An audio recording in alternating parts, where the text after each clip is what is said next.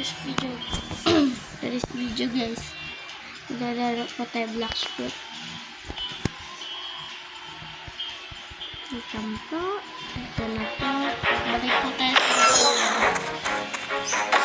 hanggang 500 lang po tayo dito.